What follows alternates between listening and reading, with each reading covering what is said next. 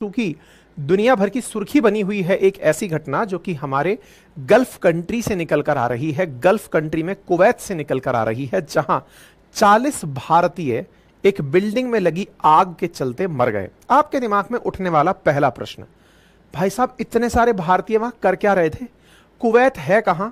ये सारी जानकारी आज के सेशन में। इतने सारे लोग मरे क्यों, ये तो कारण है जो आपको पता लगाना है, बताएंगे हम भी अपने सेशन में। लेकिन इतने सारे लोग एक साथ एक जगह दुनिया में आग लगती है तो भारतीय मर जाते हैं, ये क्या कहानी है? तो चलिए इस पूरी कथा को अब विस्तार से जानते हैं, कहां की घटना है, क्यों घटित हुई और इस पर किस तरह से बचाव किया जा सकता है, सारी बातें चर्चा में लाते हैं। देखिए दुनिया भर की इस समय हेडलाइंस बनी हुई हैं। At least 41 killed in building fire in Kuwait.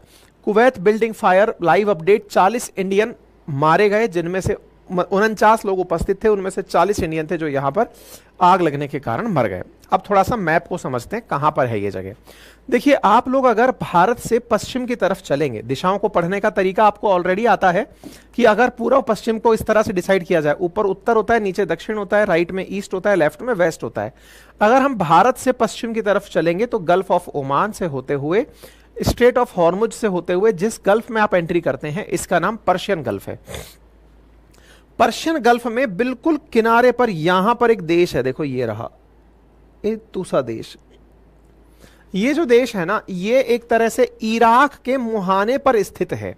अगर आप इराक की अगर लड़ाई सुनते हैं, जिसमें अगर आपने एयरलिफ्ट करके फिल्म देखी है अक्षय कुमार की, तो वो असल में इसी जगह के लिए ही बनी हुई फिल्म है कि उस समय कुवैत पर इराक के सद्दाम हुसैन ने चढ़ाई कर दी थी। क्यों करी थी उसके पीछे का कारण भी बताएंगे।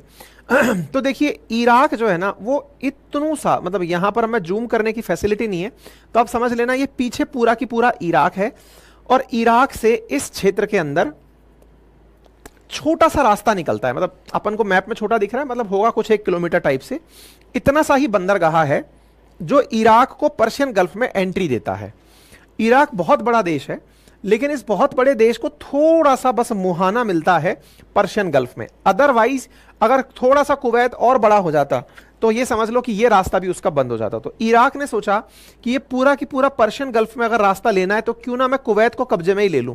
कुवैत को कब्जे में ले लूं तो ये पूरा पूरा क्षेत्र मेरा हो जाएगा, तो मुझे पर्शियन गल्फ में एंट्री मिल जाएगी। तो ये मैं मतलब बियॉन्ड कंटेक्स्ट बता रहा हूं, लेकिन चूंकि वर्ड मैपिंग भी आपको पैरेलली समझते चलनी है, तो इसलिए आप इस चीज को समझते चलिएगा, ठीक है।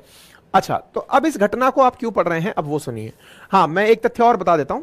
इराक जिस जगह से यहां एंट्री करता है, वहीं पर दुनिया की सबसे पुरानी सभ्यता, जिसे आप मेसोपोटामिया सभ्यता कहते हैं, वो पाई गई थी। मेसोपोटामिया कहां पाई गई थी? तो इराक के अंदर 2 नदियां हैं, टिग्रिस और यूफ्रेटस, उनके बीच के क्षेत्र को मेसोपोटामिया कहा जाता है।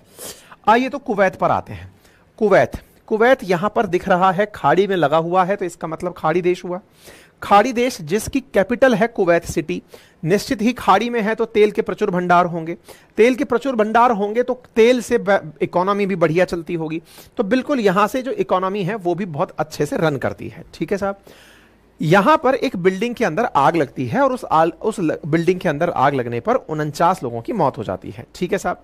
अब ये जो घटना हुई वो घटना बुधवार के दिन सुबह 4:30 बजे के आसपास हुई बताई, जिसमें यह पता चला कि ग्राउंड फ्लोर के किचन में आग लगी थी और वो धीरे धीरे पूरी इमारत में फैल गई और इमारत के अंदर रह रहे लोगों का दम घुट गया और वो मारे गए। तो यहां पर ये तस्वीर आप देख रहे हैं, मॉर्निंग की तस्वीर है, सुबह 4:30 बजे के अराउंड किचन में आग लगी और वो किचन के अंदर लगी हुई आग किस तरह से पूरी इमारत को अपने कब्जे में लेने के लिए शुरू कर दी। हालांकि यहां पर तुरंत पहुंच करके दमकल कर्मचारियों ने प्रयास तो किया इस जगह पर कि किस तरह से आग को कंट्रोल में पाया जाए, लेकिन सांस घुटने से, दम घुटने से लोगों की मौत हो गई। अब